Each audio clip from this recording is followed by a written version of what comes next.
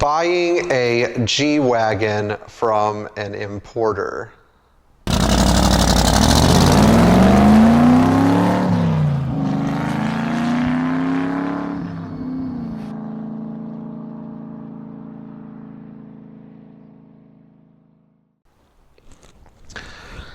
I think that a lot of people who watch this channel have been hoping for some G-Wagon content, and so one of my subscribers called me out on it, which was, oh man, I felt so bad. So for not delivering G-Wagon content to you, if you consider, for not delivering enough G-Wagon content, I am truly sorry. So we're gonna fix that now. This is a topic that I feel is really hot. Buying a G-Wagon from an importer from Europe, and this is the process behind the madness, and this is the story of the Galinda wagon and how some of them get to the United States. So the main focus of this video is going to be early 460 and early 463 and all W460 models. So this is basically covering stuff up to 1995. Now the Galinda wagon was a pretty ubiquitous truck. It was sold all over the world, and finally in 1999 MBUSA got a plan together to import them, and so the first Galinda wagons were sold here circa 2000, but before that there was a company called Europa International that was bringing them in and federalizing them. Now Europa International had procedures they would follow to prepare the trucks for the US market. And they brought in a lot of 280 GEs, 300 GDs, G320s, 300 GEs, and similar trucks. They didn't bring 240 GDs in, and they did not bring 250 GDs or military spec versions in.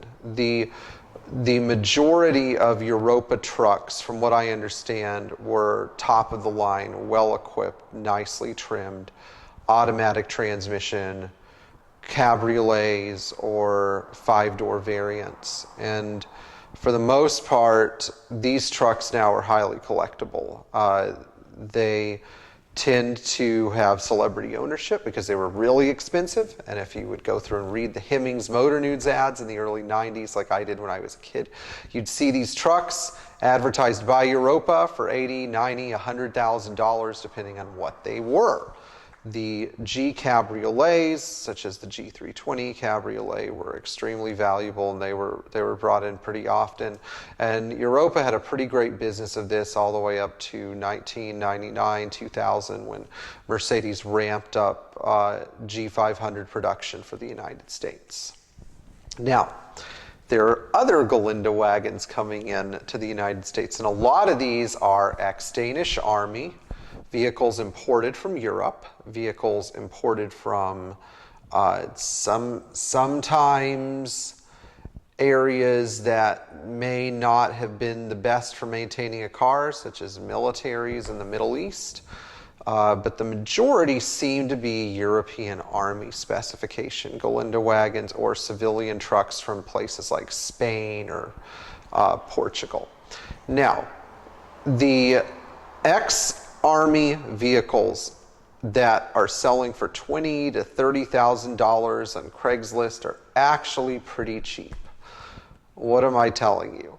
I'm telling you that somebody bid on these things on an auction site for Danish military vehicles or Swiss military vehicles or Austrian military vehicles and picked up a basic Puch 230 GE or Mercedes 240 GD Wolf and paid something like $1,200 for it, went through all the paperwork to import it, brought it back here, did some things to freshen it up cosmetically, and usually flipped it.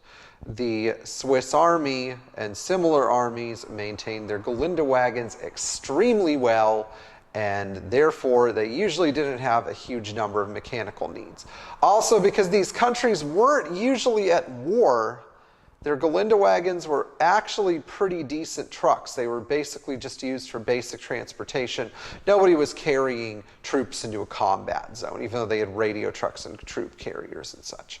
So The civilian versions, which are rarer and usually nicer, did sell for more money in Europe. Somebody probably had to spend $8,000 to $10,000 on one of those trucks to get it in here. But we're going to see a huge increase in the numbers of these things coming to the States soon because of the ban on vehicles with diesel engines that is starting to sweep like a wave over countries like the Netherlands and the countries like France or Italy or other countries where the EU socialist state has decided that they're going to decide what people get to drive every day, all in the name of carbon footprint. Which, I have various and sundry opinions about this, but the real carbon footprint is not occurring in Europe.